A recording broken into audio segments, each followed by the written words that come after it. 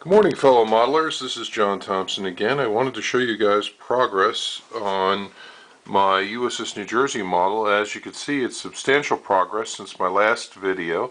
Now, this model is deceptively complete, meaning that I still have much more work to do. I'm going to show you some of the work I did last night.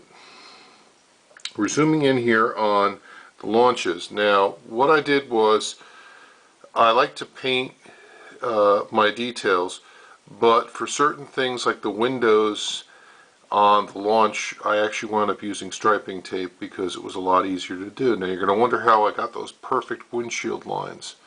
What I did was I actually made paper and used very fine paper strips which I had painted a silver color in order to get that effect.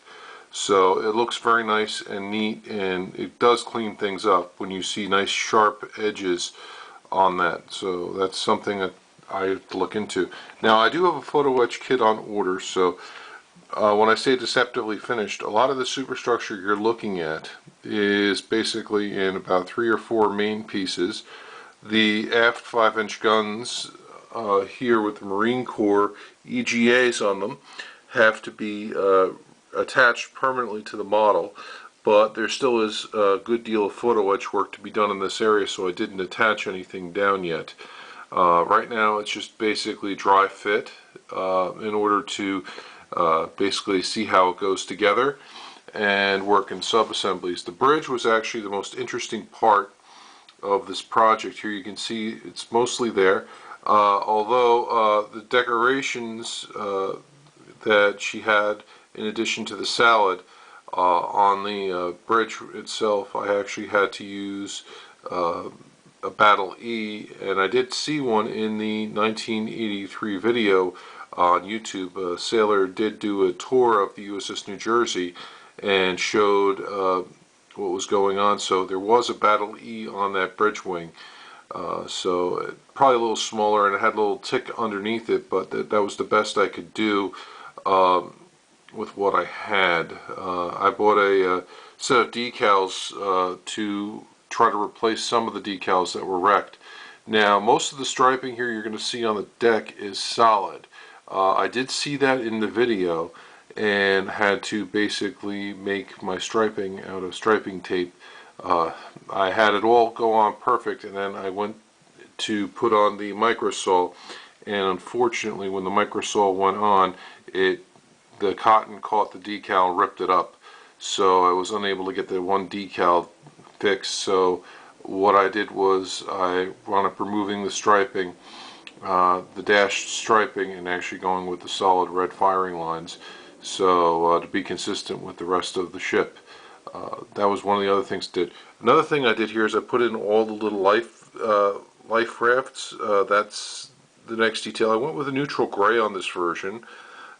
This was definitely a lot nicer than when I built the model 25 years ago. Of course, my ability was a lot different 25 years ago than it is now. I am going to put a 62 atop of turret 2, and you'll look here, you'll see on the gun turret that fine level of detail with the straight edges. Now you're going to wonder how I got those straight edges with the ferrules. That's actually paper which I had painted a brass color and cut straight. So I wanted to do it to get those nice crisp lines. Unfortunately, when you paint with a brush, you can't always get crisp lines in detail, so you have to be very careful when you're detailing with a brush. I'm going to go over here to the ship-to-shore antenna. This was a tricky affair here. What I wound up doing was I had to make very fine wire. I had some extremely fine, hair-thin wire left over from my days of model railroading, and what I did was I used that for the aerials on the ship-to-shore antenna. I was going to go with the photo etch, but the plastic in this case was a lot more durable, and I liked the idea of going with something a lot more durable to work with than the photo etch, because it bends very easily and is very fragile. Here you'll see I also put a brass finish on the capstans. There's still quite a little bit of detail left to be done on the forecastle area. Again, I have to add railings, and pretty much that'll all be done. Again, here I have to put in the gun directors. The 5-inch gun directors have to be finished off. I'm waiting for the photo etch set, which should hopefully arrive in a few days. I also have to paint the Tomahawk launchers and put that in place, as well as the range finders.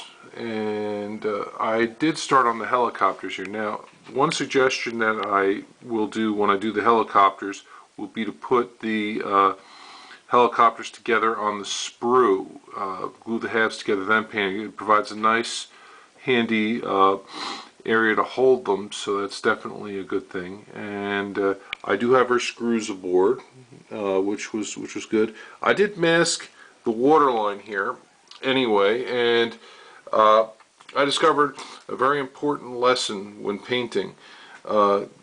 Tamiya neutral gray and Tester's neutral gray are two different shades, so I actually wound up having to go with the Tamiya neutral gray.